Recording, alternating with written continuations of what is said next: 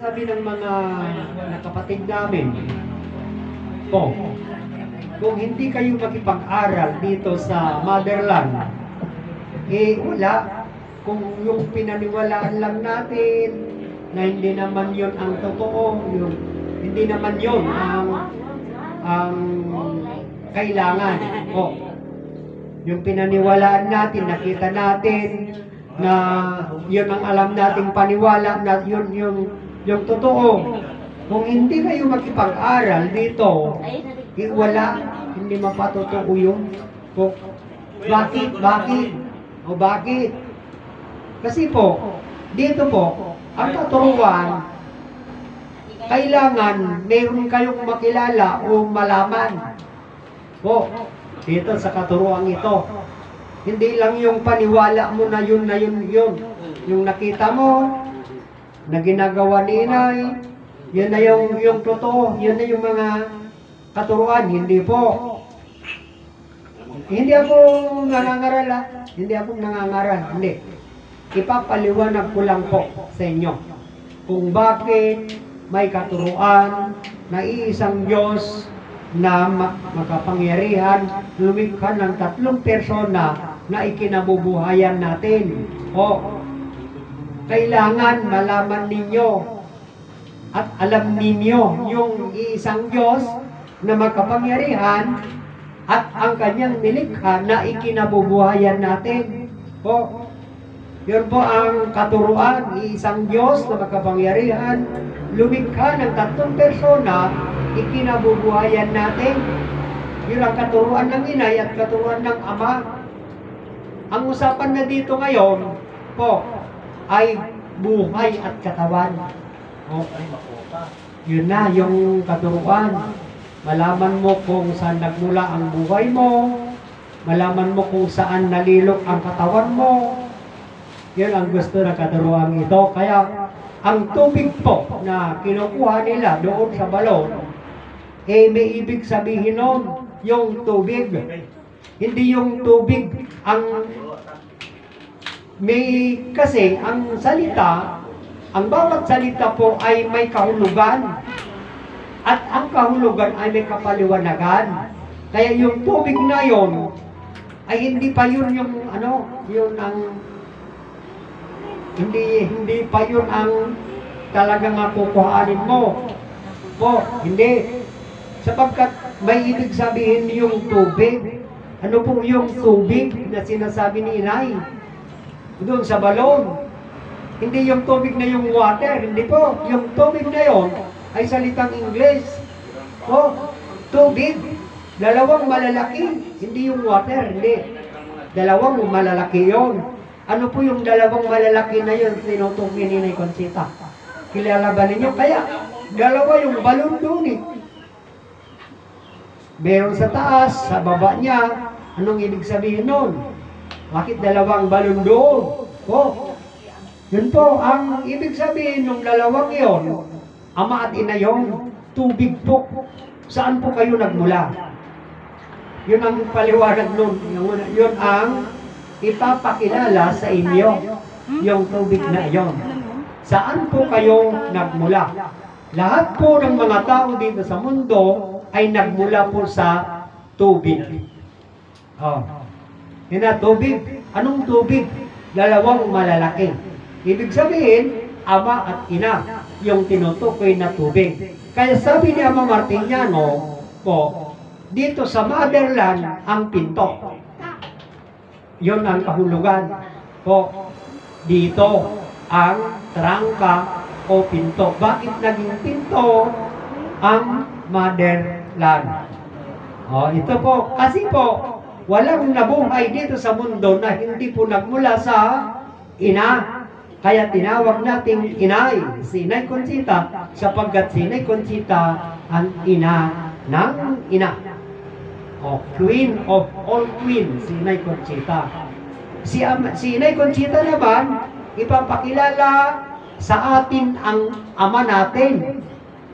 Ano naman ang ipinakilala ni Inay na ama ng buong mundo? Ito na po si Ama Martiniano, Managilod Damagan Talusig. Si Ama Martiniano, Managilod Damagan Talusig, Ama po ng lahat ng mga ama. Oh, ibig sabihin doon, siya po ang hari ng mga hari. Po, yun ang kanyang idinimonstra. Ama Martiniano. Sinikonsida, idinimonstra niya yung queen of all queen, si Ina Eva. Yun po ang unang babae dito sa mundo. Si Ama Adan naman, ang unang lalaki dito sa mundo. Kaya si Ama Adan at Ina Eva, ang una po. Ito na yung Diyos nagkatawang tao. Kaya nga ang God become man, o world become flesh, o Diyos nagkatawang tao, sabi ni Ama Martiniano, walang nakakilala. Po, sa nakalipas doon sa Promised Land, wala. Dito sa Motherland, nakilala na po ang Diyos nagkatawang tao. Yung salita ni Ama Martiniano ay mapatutuo na po dahil sa mga nakinig sa kanya po na lumimi o nag-amiris sa Ilocano. Po, dito na sa Motherland, papaliwanag na yung sabi ni Ama na wala pang nakakilala kay Adan, maliban sa Diyos, dito sa Motherland po, nakilala na. Si Adan at ang Diyos ay isa po. Isa sila. Sapagkat si Adan ang katawan po, o yun na ito yung sabi ni Ama Martiniano, si Adan, sabi ni Ama, ang templo, ihemplo, mostra ng Diyos na makapangyarihan. Oh, yan na po, si Adan. Si Adan ang personal po ng Diyos. So, ibig sabihin noon, kung si Adan ang personal ng Diyos, si Adan ang personal ng buhay. Sapagkat ang Diyos ay buhay. Oh. Oh, ito po yung buhay na sa atin po, at itong buhay na ito, na Diyos, na sa atin, naging ama pa natin. Naging ama. Naging ama pa nating lahat. Oh. Baka tipong niya mapa eh. Naging ama, naging ama pa. Medyo balino pagtipuno, baka mapa niya magpagala. Masat, yung naging ama natin lahat. Si Ama Adan. Paano? Po. Ito na po. Kaya nga, ang kasaysayan ito, isinasalaysay ni Ama Martiniano para malaman natin ang katotohanan na ang nagisnan nating paniwala ay hindi po totoo. Sapagkat sabi ni Ama Martiniano, wala pang langit, wala pang lupa, wala pang tao, ang liwanag po ay mayroon na. Yan yung liwanag po. Pero ang liwanag sa alpa, walang ring. Solamente liwanag. Po. Solamente liwanag. Walang ring. Wala yung init, wala. Sakto lang. Sapagkat ang liwanag na yan ay ilaw. Ilaw yan po. Sapagkat walang gabi. Puro liwanag. Walang gabi. Sa alpa yun. Po. Sa biling kay Adan, wala pang langit wala pang lupa, wala pang tao, wala pang tao. Ngayon, ang Diyos po ay, dito na, baguhin ko yung likha. Para maintindihan ninyo, baguhin ko yung salitang likha. Sapagkat, dito nga nakilala na, ang Diyos po ay naging langit, naging lupa, at naging tao siya. Yun na yung pagkaunawa namin dito sa Motherland. Yung likha na salita, baguhin na namin. Kasi nag-upgrade na eh. Sabi kasi ni Ama, hindi lang kayo grade 1. Kailangan mag-upgrade kayo, sabi ni Ama Martiniano. Kaya, nag-upgrade na kami dito sa Motherland. Ang likha na salita ay baguhin na namin. Kasi nag-upgrade na eh. Di ba po? Kaya ang Diyos na makapangyarihan na lumikha sa una ay hindi po naglikha. Ay paliwanag namin. Kasi kung sabihin natin ang langit ay linikha ng Diyos, ang langit po ay buhay. Ano po ang buhay? Oh, Diyos, di ba? Kung linikha ng Diyos ang buhay o ang langit, di dalawa na ang buhay. Oh, kung ang Diyos, yung Diyos na ang buhay, pagkatapos lumikha pa ng langit, na yun ang buhay, o di dalawa na. Hindi, di ba? Hindi. Sapagkat ang Diyos po ay buhay. Yun na po yung langit. Yung Diyos po na langit ay buhay. Yun na yung Diyos. Kaya sinasabi na namin dito na hindi linikha ng Diyos ang langit, kundi siya na yun. Sapagkat Diyos nga ay buhay. Paano ko naman patunayan sa inyo na totoo ito yung pinapaliwanag ko sa inyo na ang buhay ay Diyos? Si Ama Martiniano nagsabi. Anong sabi ni Ama Martiniano? Martiniano, wala ng Diyos sa tao. Sabi niya, yung tinig. Kaya si Ama Martiniano nagmadali na pumunta doon sa Peña Blanca, Cagayan, para makuhain na yung, tanggapin na yung katuruan. Ngayon natanggap ni Ama Martiniano yung katuruan na sinabi yung tinig na wala lang Diyos sa mga tao.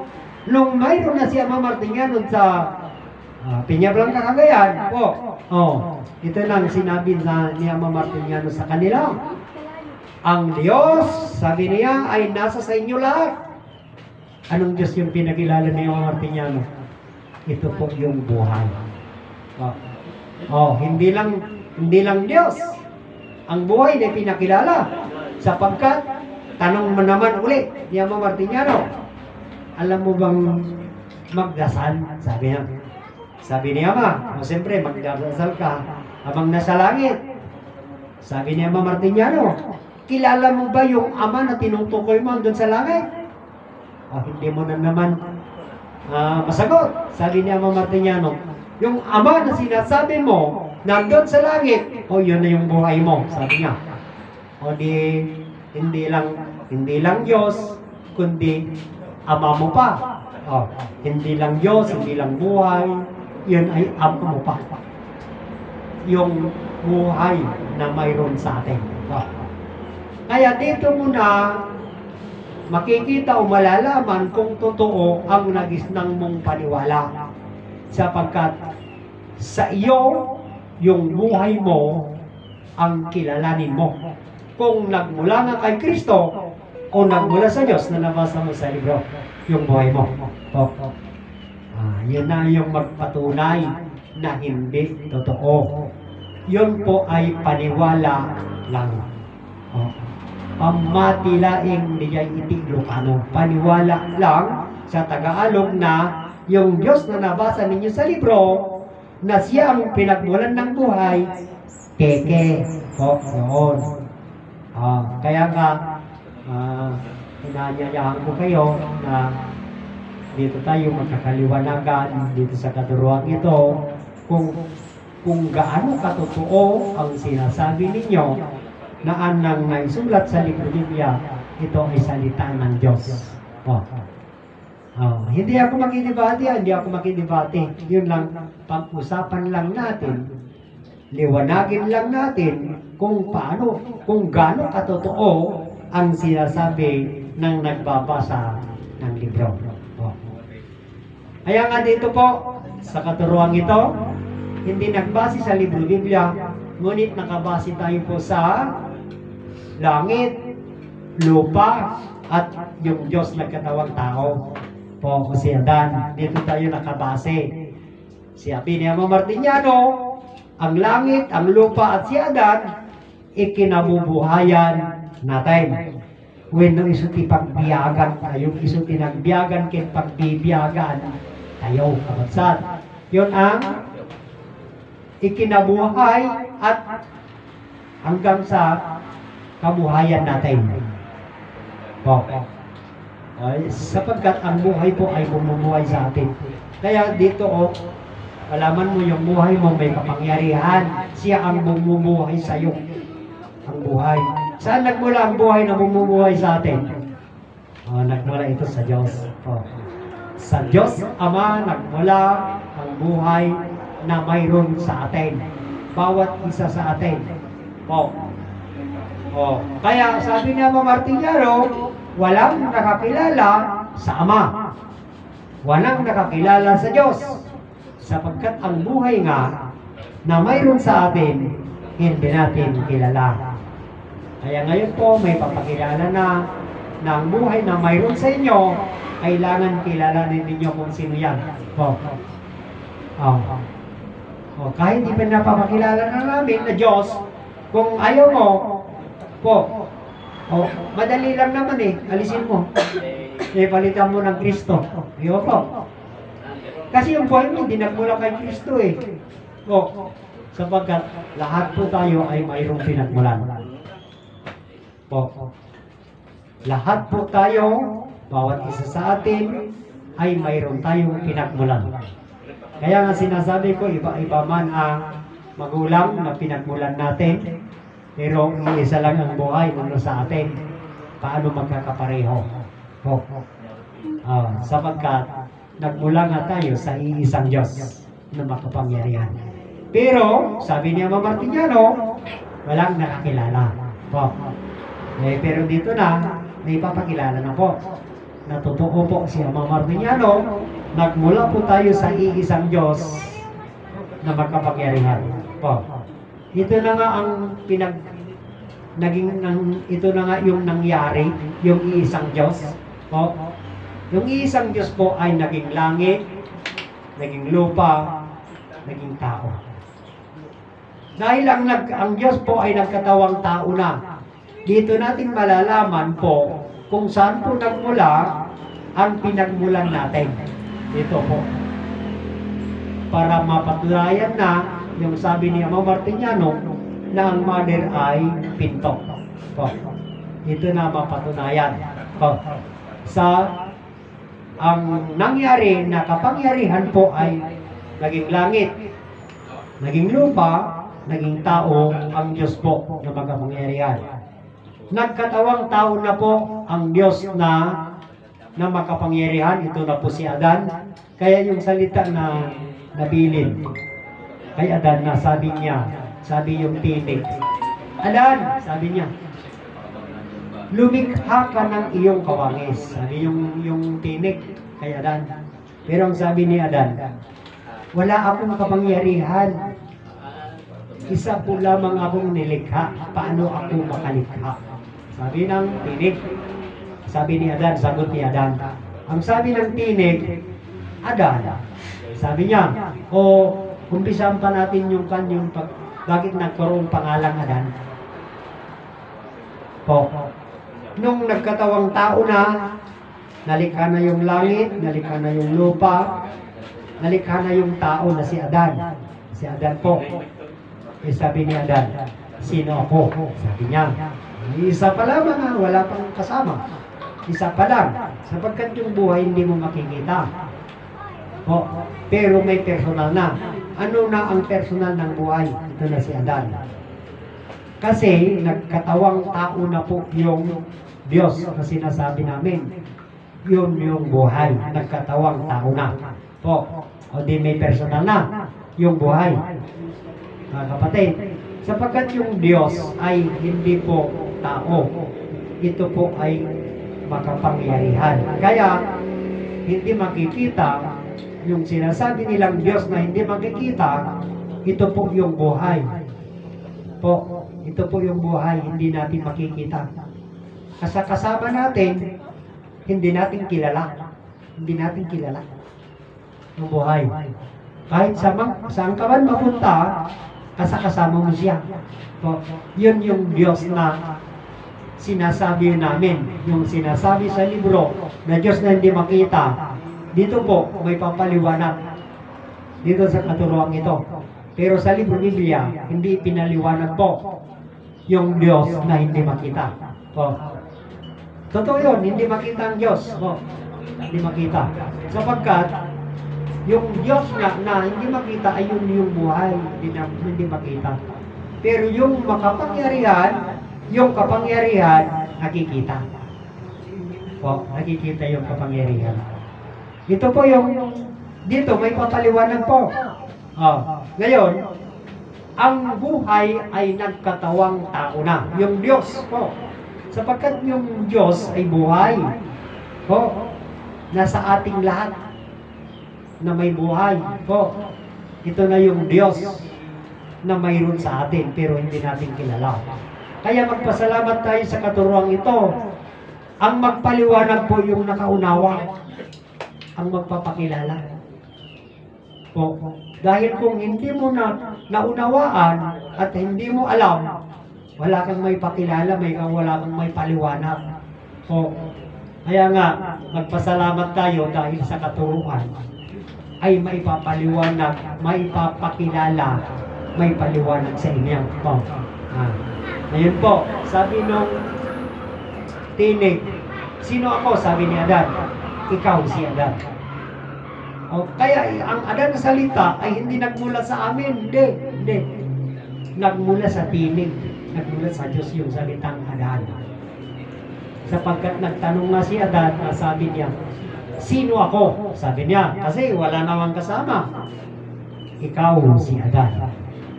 Anong kinausap ni Adan? Ito na yung Diyos. Yung buhay niya.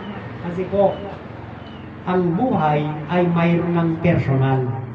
Kaya yung salita ay magsalita na sapagkat mayroon ng katawan. Si Adan ang nagsabi na may Diyos na lumikha ng langit at ang lupa. Si Adan ang pinagmulan ng salita po. Sapagkat ang Diyos nga ay hindi magsalita sapagkat salita ang Diyos. Ngunit nagkatawang tao ang salita. Yung katawan na yun na yun ang magsalita. Sabi yung tinig kay Adan, Adan, lumikha ka ng iyong kawangis na iba sa iyo. Pero ang sabi ni Adan, wala akong kapangyarihan sapagkat ako'y likha lamang. Pero ang sabi ng tinig sa kanya, ang aking kapangyarihan ay yung kapangyarihan, ang sabi yung tinig. Kaya si Adan ay kumuha ng sandakot na lupa. Dito na sa loob ng mundo. Dito na. Ang langit ay bubong at ang lupa ay ito po yung sahig. Suwelo. Ito yung paraiso. Kaya po, si Adan at Eva dito na sa paraiso. Namuhay sila dito sa paraiso. Dito yung paraiso, hindi yung naisulat sa libro na Eden. Hindi po. Hindi sa Israel. Lahat po. Buong mundo. Ito ang paraiso. Yung hardin lang ang naiseparate po. Hardin ng paraiso, yun ang hindi yung kabuuan, hindi. Pero ang paraiso, buong mundo po, paraiso. Buong kalupaan. Ito po ang paraiso. Pero yung hardin, yung ang naiseparate po. Kung sa paraiso, pinalayas si Adan at Eva, saan naman ang paraiso? Iisa lang naman ang paraiso na inihanda ng Diyos. Ito na yung buong mundo po. Kaya, dito na naman, Kaya nga, mag-take note kayo para ito'y masundan ninyo yung istorya. Ngayon, kumuha na si Adan ng sandakot na lupa. Ito na yung sinasabi sa libro. Pero ang sandakot na lupa sa libro, ito si Adan. Hindi. Sapagkat ang Adan na ipinapaliwanag namin ay yung personal po ng Diyos. Yung salita ng katawang tao. Ito po si Adan. Yung likha ng Diyos. Yun ang personal ng Diyos na yun naman ang pinagmulan natin. Sapagkat punta na tayo doon.